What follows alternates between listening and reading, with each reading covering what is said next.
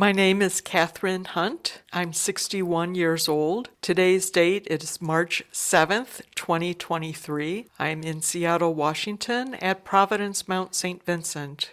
And I'm Steve Heck. I'm 72 years old. Today is the 7th of March, 2023. We're in Seattle, Providence Mount St. Vincent, and I'm interviewing my colleague. Tell me a little bit about where you all began in the world and how did you come to Mount St. Vincent? I live in an apartment building downtown, and one of my neighbors had a hospital stay, and while she was at the hospital, she fell and broke her hip. So she made a little bit of recovery. They asked her to choose a nursing home to do her rehabilitation. My neighbor chose to come to Providence Mount St. Vincent. I came here shortly after she was transferred. I came to visit, and as soon as I came in the door and got up to the transitional care unit, I thought this is a great place to volunteer. I met some of the staff people at that time, and I helped my neighbor recover. I remember the staff let us get a wheelchair in the middle of her recovery and go home for a day on the bus and then bring her back to the mount on the 5th floor. And after we did that, we both realized it's better to stay at the mount and make the full recovery than to try going back to the apartment before you're ready. Shortly after that, I filled out the paperwork to be a volunteer. I was really looking for something meaningful to do with time I had on my hands. I've been happy to be here for the 8 years I've been here now. Well, I'm very curious. I know you've thought about this interview. What other things are you wanting to talk about? Well, I've been thinking about my work with the spiritual care department.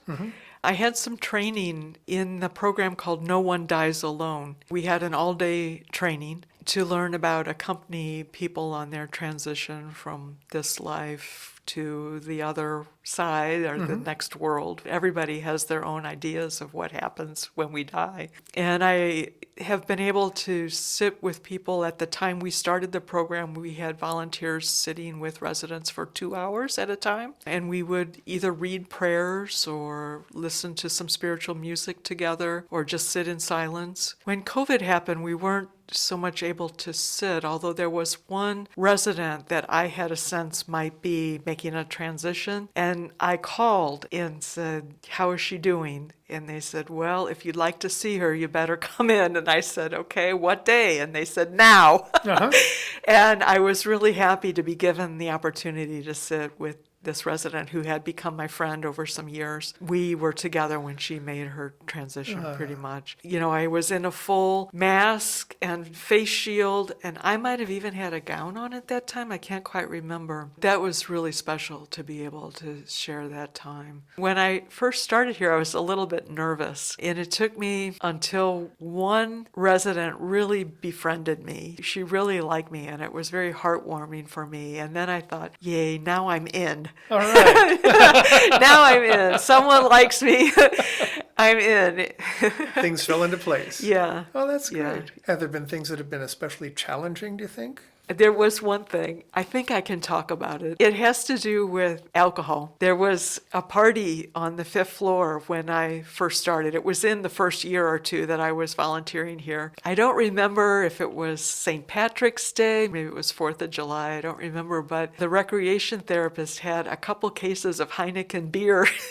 And I didn't know that you could serve alcohol to people in a skilled nursing facility.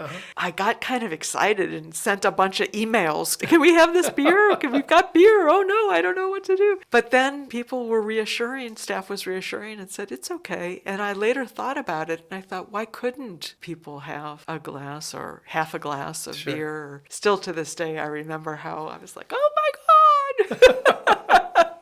Had you volunteered in a hospital facility before this? I'm going to say that's something you I don't do in a hospital. Yeah, I've worked in hospitals. There you go. I worked for about 15 years in 3 different hospitals. Well, that's where that impulse came from. I guess. I guess. Yeah, those things don't change quickly at all. Yeah, I developed a little bit more relaxed, like everybody's not dying all around me.